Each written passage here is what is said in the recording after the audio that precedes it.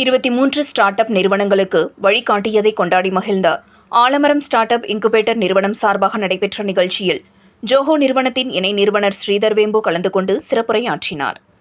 Start up நிறுவனங்களுக்கு உதவிகளையும் வழிகாட்டுதல்களையும் வழங்கும் கோவையைச் சேர்ந்த ஸ்டார்ட் அப் இன்குபேட்டர் நிறுவனமான ஆலமரம் அமைப்பிடமிருந்து வழிகாட்டுதல்கள் பெற்ற 23 ஸ்டார்ட் அப் நிறுவனங்கள் நல்ல முன்னேற்றம் அடைந்துள்ளது. இதனை கொண்டாடும் விதமாகவும் இந்த நிறுவனங்கள் வழங்கக்கூடிய சேவைகள் மற்றும் பொருட்கள் பற்றி எடுத்துரைக்கவும் டெமோ டே எனும் நிகழ்வை கோவை நஞ்சுண்டாபுரம் பகுதியில் மிக சிறப்பாக நடத்தியது.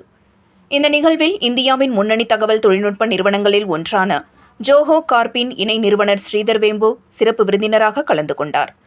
அவருடன் ஆலமரம் நிறுவனத்தின் தலைமை செயல் அதிகாரி அம்பிமூர்த்தி, பல்வேறு ஸ்டார்ட் அப் நிறுவனங்களின் நிறுவனர்கள் மற்றும் முதலீட்டாளர்களும் கலந்து கொண்டனர்.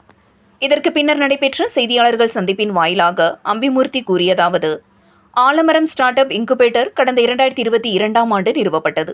இதன் மூலம் ஸ்டார்ட் அப் நிறுவனங்களுக்கு மிகவும் பயனுள்ள வழிகாட்டுதல்கள் வழங்கப்படுகிறது எனவும் தெரிவித்தார். கோஜென் எனும் தனது நிறுவனத்தின் உதவியால் இயங்கும் ஆலமரம் ஸ்டார்ட் அப் நிறுவனங்களுக்கு தேவையான பணியிடத்தையும் வழங்கி உதவி வருகின்றதாக கூறினார்.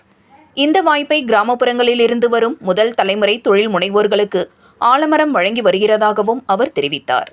மேலும் இங்கு வரக்கூடிய பெரும்பான்மையான ஸ்டார்ட் அப் நிறுவனங்கள் அவற்றின் நிதி தேவைகளை தாங்களாகவே பூர்த்தி செய்து கொள்வதாக கூறிய அவர், ஆலமரம் ஸ்டார்ட் அப் இன்குபேட்டரில் தங்கள் ஸ்டார்ட் அப்களை எவ்வாறு மேம்படுத்தலாம் என்பதை அந்தந்த தொழில்துறையில் நிபுணத்துவம் கொண்ட தொழில் முனைவோர்களிடம் ஸ்டார்ட் அப் நிறுவனங்கள் பெற்றுக்கொள்ளும் நல்ல வாய்ப்பை தாங்கள் ஏற்படுத்தி கொடுப்பதாக கூறினார். இதுவரை ஆலமரத்தில் 23 ஸ்டார்ட் அப் நிறுவனங்கள் இதுபோல பயனடைந்து உள்ளது. அதில் 5 நிறுவனங்கள் பெண் தொழில் முனைவோரால் நிறுவப்பட்டது எனவும் இந்த 23 நிறுவனங்களால் 200க்கும் அதிகமான வேலைவாய்ப்புகள் உருவாக்கப்பட்டுள்ளதாகவும் கூறினார் என்பது குறிப்பிடத்தக்கது.